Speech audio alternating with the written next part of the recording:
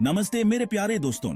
आज हम समय के साथ एक ऐसे सफर पे निकलेंगे जो हमें एक खोई हुई सभ्यता की कहानी सुनाएगा। Indus Valley Civilization. सोचिए, आज से 5000 साल पहले एक ऐसी सभ्यता का होना। यह सिविलाइजेशन इंडस नदी के किनारे बसा हुआ था और अपने अर्बन प्लानिंग एंड टेक्नोलॉजी के लिए फेमस था। उनके शहर बड़े ही प्लान तरीके से बनाए गए थे और उनके ड्रेनेज सिस्टम्स भी बहुत ही एडवांस्ड थे। हड़प्पा और मोहेंजोदड़ो जैसे शहरों की गलियों में पब्लिक बैथ्स और ग्रानरीज हुआ करते थे, जो उनकी प्रगति की निशानी थे। उनके सील्स पे बने हुए मिस्टीरियस लिखावट से लेकर उनके खूबसूरत पॉटरी और ब्रॉन्ज स्कल्पचर्स तक, हर एक चीज उनकी संस्कृति की झलक दिखाती है। इंडस वैली के लोग मैथमेटिक्स, एस्ट्रोनॉमी और ट्रेड में बहुत ही आगे थे और उन्होंने हिस्ट्री पे अपनी एक अलग ही पहचान बनाई। लेकिन समय की नदियां बहती रहती है और अब हम अपने सफर के अगले पड़ाव पर चलते हैं, वैदिक पीरियड। जैसे जैसे इंडस की सिविलाइजेशन खत्म होती है, हम एक नए युग में प्रवेश करते हैं, वैदिक पीरियड। यह युग वेदास के नाम पे रखा गया था, जिसमें एक नई और वाइब्रेंट कल्चर का उदय हुआ, आर्यन कल्चर। सोचिए, एक ऐसा विशाल स्थान जहां नोमैडिक ट्राइब्स घूमते थे और जिसके जीवन प्रकृति के साथ जुड़ा था। यह थे एरियंस, जिनकी मान्यताओं और रीति रिवाजों ने इंडियन हिस्ट्री को बदल कर रख दिया। वेदास, जिसमें इन हिम्स, प्रेयर्स और रिचुअल्स का संग्रह है, उनके जीवन का आधार बन गए। वैदिक लोग बहुत ज्यादा स्पिरिचुअल थे और उनका विश्वास एक कॉस्मिक ऑर्डर, धर्मा में था। वो कई देवताओं की पूजा करते थे, जिनमें से हर एक प्रकृति और जीवन के अलग अलग पहलुओं को दर्शाता था। कर्मा और रीइंकार्नेशन जैसे कॉन्सेप्ट्स, जो हिंदुइज्म का एक इंपॉर्टेंट पार्ट हैं, इसी युग में विकसित हुए। समय की नदियां अब हमें एक शक्तिशाली साम्राज्य के उदय की ओर ले जाती है, मौर्यन एम्पायर। समय की गति अब हमें एक महान साम्राज्य के उदय की ओर ले जाती है, मौर्यन एम्पायर। चंद्रगुप्त मौर्य के नेतृत्व में यह साम्राज्य प्यूर इंडियन सबकॉन्टिनेंट में फैल गया और अलग अलग राज्यों को एक झंडे के नीचे लाया। लेकिन उनके पोते अशोका द ग्रेट ने मौर्यन एम्पायर को सचमुच में हिस्ट्री में अमर कर दिया। सोचो, एक ऐसे युवा सम्राट के बारे में जो युद्ध के बाद पश्चाताप से ग्रस्त एछो। कलिंगा के खूनी विजय के बाद अशोका का हृदय परिवर्तन हो गया। उन्होंने हिंसा का त्याग कर दिया और शांति और धर्म के मार्ग को अपना लिया। अशोका का शासन भारतीय इतिहास में एक महत्वपूर्ण मोड़ था। उन्होंने बल के नियम को धर्म के शासन से बदल दिया। उनके शिलालेख पूरे देश में स्तंभों पर उत्कीर्ण किए गए, अहिंसा, सहिष्णुता और सामाजिक कल्याण का प्रचार करते हुए। अशोका की विरासत उनके साम्राज्य की सीमाओं से बहुत आगे तक फैली हुई थी। समय की नदी हमें आगे गुप्त साम्राज्य के स्वर्णिम युग की ओर ले जाती है। समय की नदियां अब हमें एक ऐसे युग में ले जाती है जो अपनी चमक और समृद्धि के लिए जाना जाता है, गुप्ता गोल्डन एज। सोचो, एक ऐसे समय के बारे में जब कला, साहित्य, विज्ञान और गणित का विकास उदार शासकों के संरक्षण में हुआ। चंद्रगुप्त मौर्य जैसे शासकों के अधीन गुप्त साम्राज्य एक सांस्कृतिक पुनर्जागरण का केंद्र बन गया, जिसने दुनिया को रोशन किया। महान कवि कालिदास, जिन्हें अक्सर भारत का शेक्सपियर कहा जाता है, ने शकुंतला और मेघदूत जैसी अपनी उत्कृष्ट कृतियों से शाही दरबार की शोभा बढ़ाई। आर्यभट्ट, जो एक प्रतिभाशाली खगोल शास्त्री और गणितज्ञ थे, ने पाई के मान की गणना की और चंद्र और सूर्य ग्रहण की व्याख्या की। दशमलव प्रणाली, जो गुप्त युग का एक उपहार है, ने गणित में क्रांति ला दी और आज भी दुनिया भर में इसका उपयोग किया जाता है। समय की नदी अपने प्रवाह में अथक हमें अपनी यात्रा के अगले अध्याय, दिल्ली सल्तनत की ओर ले जाती है। भाग 5, सल्तनतें का सफर, संस्कृतियों का मिलान। समय की रेत अब हिलती है, जो हमें भारत के जीवंत इतिहास के एक नए अध्याय, दिल्ली सल्तनत की ओर ले जाती है। एक ऐसे समय की कल्पना कीजिए जब मध्य एशियाई प्रभाव भारतीय संस्कृति के समृद्ध ताने बाने के साथ जुड़े हुए थे, जिससे एक अनोखा और जीवंत संलयन हुआ। 13वीं शताब्दी में स्थापित दिल्ली सल्तनत ने भारतीय इतिहास में एक नए युग की शुरुआत की। तुर्कों और अफगानों के आने से उनकी विशिष्ट स्थापत्य शैली, पाक परंपराएं और कलात्मक संवेदनशीलताएं आईं।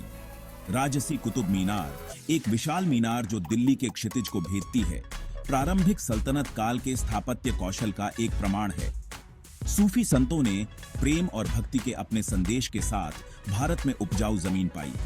उनकी शिक्षाएं धार्मिक विभाजनों के पार लोगों के साथ प्रतिष्ठित हुईं। समय की नदी हमें आगे शक्तिशाली मुगलों के शासनकाल तक ले जाती है। मुघल शान अकबर का एकता का सपना। जैसे ही इतिहास के पन्ने पलटते हैं, हम भव्य मुगल युग में पहुंचते हैं। एक ऐसा दौर जो वैभव, कलात्मक प्रतिभा और वास्तव में एकजुट भारत के दृष्टिकोण का पर्याय है। अकबर महान एक दूरदर्शी शासक और धार्मिक सहिष्णुता के प्रतीक के रूप में ऊंचे स्थान पर हैं। उन्होंने गैर मुसलमानों पर जजिया कर को समाप्त कर दिया, अंतर धार्मिक संवाद को बढ़ावा दिया। ताजमहल, प्रेम का एक शाश्वत स्मारक, अकबर के पोते शाहजहां द्वारा बनवाया गया था। भाग 7 बदलाव के मॉड पर कॉलोनियल प्रभाव का उदय। और अब प्यारे दोस्तों, हमारी यात्रा हमें भारतीय इतिहास के एक महत्वपूर्ण मोड़ पर ले जाती है। यूरोपीय व्यापारियों का आगमन और औपनिवेशिक शक्तियों का धीरे धीरे अतिक्रमण। एक ऐसे समय की कल्पना कीजिए जब परिवर्तन की हवाओं ने भारतीय उपमहाद्वीप को अपनी चपेट में ले लिया। 16वीं और 17वीं शताब्दी में पुर्तगाली, डच, फ्रांसीसी और ब्रिटिश व्यापारियों का आगमन।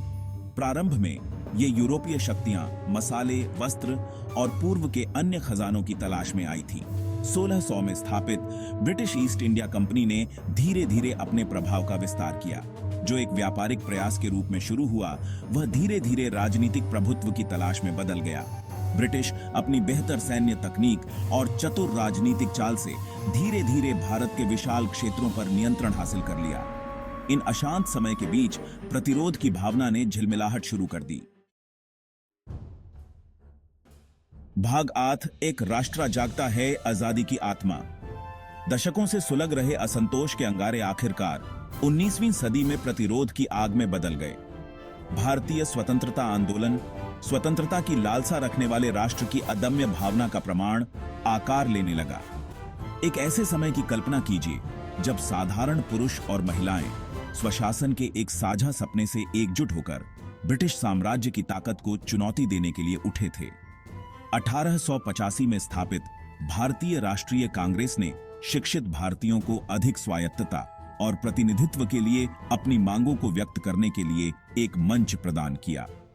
20वीं शताब्दी के प्रारंभ में राष्ट्रवादी भावना का उभार देखने को मिला। महात्मा गांधी के नेतृत्व में भारतीयों ने अहिंसक सविनय अवज्ञा के शक्तिशाली हथियार का इस्तेमाल किया, जिससे ब्रिटिश शासन की नींव हिल गई। प्रत्येक नेता, अवज्ञा का प्रत्येक कार्य भारत को नियति के साथ अपनी मुलाकात के करीब लाया। भाग 9, डेस्टिनी के 7 मुलाकात, आजादी और उसके बाद। 15 अगस्त 1947 की सुबह ने भारतीय इतिहास में एक महत्वपूर्ण क्षण को चिह्नित किया। दशकों के संघर्ष और बलिदान की परिणति। प्राचीन ज्ञान और स्थायी भावना की भूमि भारत आखिरकार औपनिवेशिक शासन की बेड़ियों से मुक्त हो गया। आनंद की अभिव्यक्ति, खुशी के आंसू और राहत की सामूहिक सांस की कल्पना कीजिए, क्योंकि भारतीय तिरंगा को ऊंचा फहराया गया था, जो एक नए राष्ट्र के जन्म का प्रतीक था। हालांकि आजादी की खुशी अधूरी थी।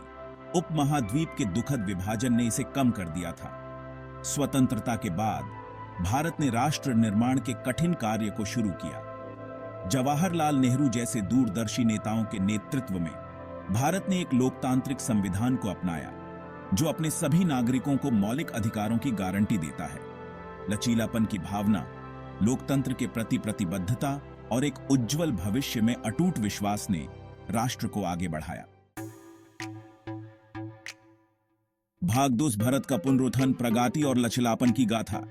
जैसे ही हम स्वतंत्र भारत के माध्यम से अपनी यात्रा जारी रखते हैं, हम देखते हैं कि एक राष्ट्र उपनिवेशवाद की राख से उठ रहा है, प्रगति को अपना रहा है और उल्लेखनीय लचीलापन के साथ प्रतिकूल परिस्थितियों पर काबू पा रहा है।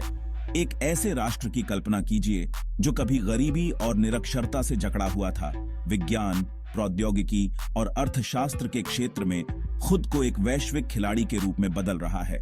1960 के दशक की हरित क्रांति ने भारत को खाद्य अभाव वाले देश से कृषि उपज के शुद्ध निर्यातक में बदल दिया। 1990 के दशक में अर्थव्यवस्था के उदारीकरण ने भारतीय उद्यमिता की क्षमता को उजागर किया, जिससे भारत को इमर्जिंग इकोनॉमिक पावर हाउसेस की श्रेणी में आ गया। अंतरिक्ष अन्वेषण से लेकर सूचना प्रौद्योगिकी तक, फार्मास्यूटिकल्स से लेकर अक्षय ऊर्जा तक, भारत वैश्विक मंच पर अपनी पहचान बना रहा है। भारत की यात्रा उल्लेखनीय परिवर्तन की रही है, जो अपने लोगों की अदम्य भावना और अपने नेताओं के दृष्टिकोण का प्रमाण है। भाग 11 विजय का एक नया अध्याय, भारत की अमर विरासत। जैसे ही भारतीय इतिहास के माध्यम से हमारी अविश्वसनीय यात्रा समाप्त होती है, हम इस उल्लेखनीय सभ्यता की स्थायी विरासत से विस्मित हो जाते हैं। सिंधु घाटी के प्राचीन शहरों से लेकर आधुनिक महानगरों तक जो भारत बन गया है, भारत की कहानी मानव लचीलापन, रचनात्मकता और आशा की स्थायी भावना की शक्ति का प्रमाण है। एक ऐसी भूमि की कल्पना कीजिए जहां प्राचीन परंपराएं आधुनिक आकांक्षाओं के साथ सह अस्तित्व में हैं। भारत की सांस्कृतिक टेपेस्ट्री अनगिनत भाषाओं, धर्मों, कला रूपों और पाक परंपराओं के धागों से बुनी गई। अहिंसा, सत्य और करुणा के सिद्धांत जिनका महात्मा गांधी ने समर्थन किया। जैसे ही भारत 21वीं सदी में अपने आगे के मार्च को जारी रखता है। युगों से इस अविश्वसनीय यात्रा पर मेरे साथ जुड़ने के लिए धन्यवाद।